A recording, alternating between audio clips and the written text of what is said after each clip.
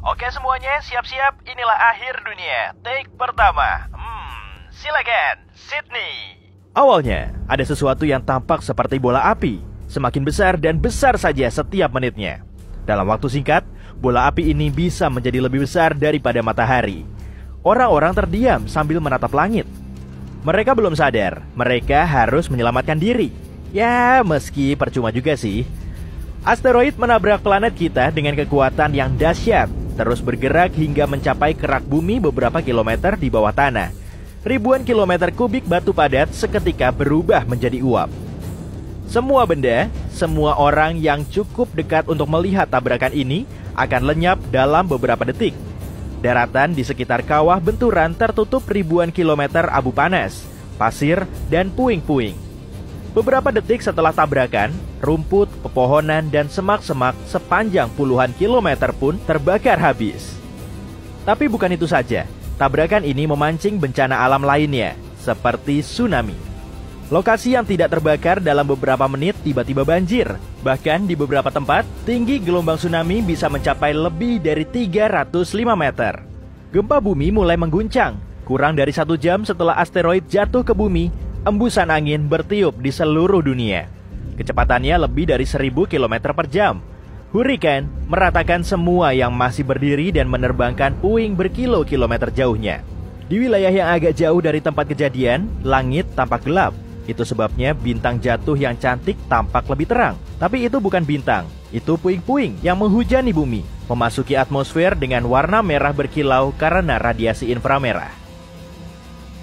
Meski baru beberapa jam pertama setelah tabrakan, langit sudah hampir benar-benar gelap. Begitu langit mulai terang, tak akan ada lagi kehidupan di bumi. Abu masih berterbangan. Air hujan menjadi sangat asam. Api terus membara. Walhasil, bertonton racun yang merusak lapisan ozon terbentuk. Bumi pun kehilangan perisai terakhirnya melawan radiasi matahari. Oke, aku tidak suka skenario itu. Terlalu parah dan muram.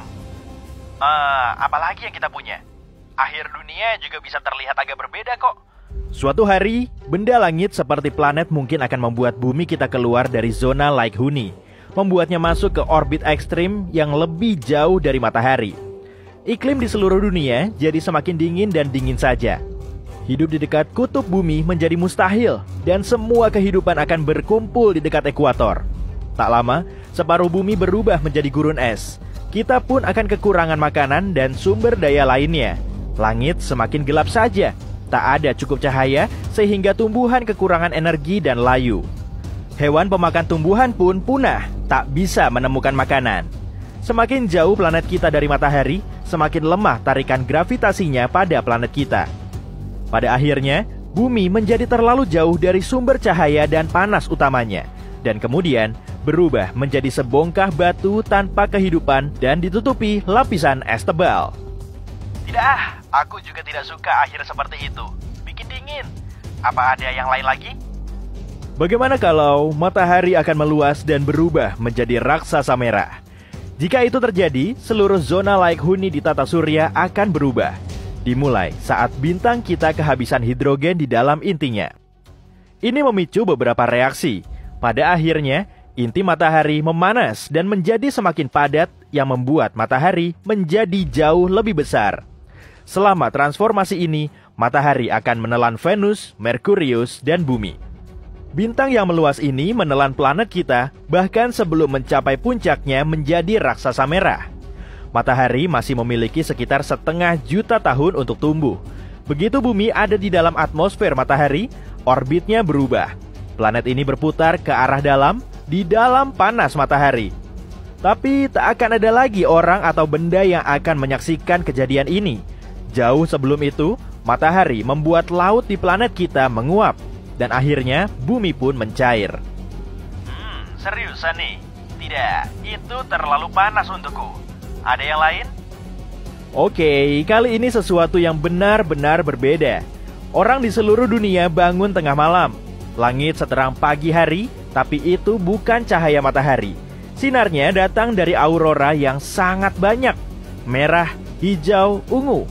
Ini terjadi bahkan di wilayah yang belum pernah ada aurora sebelumnya, seperti Bahama, Jamaika, atau Hawaii. Matahari adalah bola gas terbakar yang besar dan terus berubah. Sesekali ia memutahkan ledakan energi yang dinamakan suar matahari. Peristiwa ini sering diikuti oleh lontaran massa corona. Jadi kali ini matahari menghasilkan badai geomagnetik raksasa dan melepaskannya ke lapisan pelindung bumi. Gelombang partikel bermuatan pun jatuh ke atmosfer planet kita. Medan magnet bumi menyerah karena tidak cukup kuat untuk menghentikannya. Badai menghantam bumi menyebabkan malapetaka. Bencana dimulai, GPS jadi kacau dan meruntuhkan satelit. Setelah itu, badai mengganggu komunikasi satelit. Tapi salah satu akibat terburuknya adalah rusaknya sistem tenaga listrik. Lonjakan listrik yang disebabkan oleh partikel dari matahari merusak transformator raksasa. Listrik di bumi padam selama bertahun-tahun. Tak ada lampu, komputer, atau ponsel. Sistem persediaan air juga rusak. Tak ada makanan di supermarket. Tak ada listrik, dan orang-orang tak bisa membetulkan jaringan listrik yang sudah rusak. Satwa liar menguasai bumi, menciptakan semacam dunia pasca apokalips. Ya, kurasa kita harus membiarkan kera memimpin untuk sesaat. Tidak mungkin lebih buruk dari itu kan? Baik, apalagi? Jika kamu punya pandangan sinar gamma, kamu akan bisa melihat kilat yang sangat terang yang muncul setiap hari. Lebih terang dari apapun di sekitarmu, lalu hilang lagi. Kilat-kilat ini adalah ledakan sinar gamma. Salah satu darinya bisa saja memusnahkan atmosfer bumi. Kilat yang akan merusak planet kita lahir di galaksi yang sangat jauh saat dua bintang yang bertabrakan bersatu.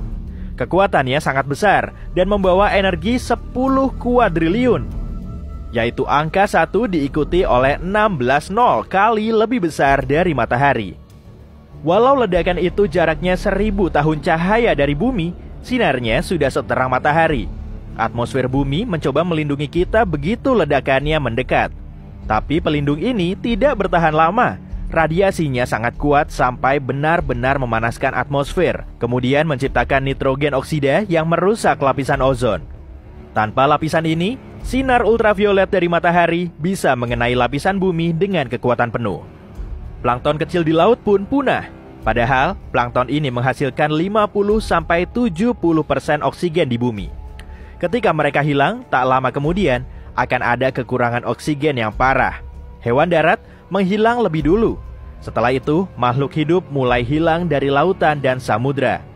Pada akhirnya, panas dan sinar ultraviolet dari matahari mengubah planet ini menjadi bongkahan besar batu tandus. Lupakan saja, aku tak suka semuanya.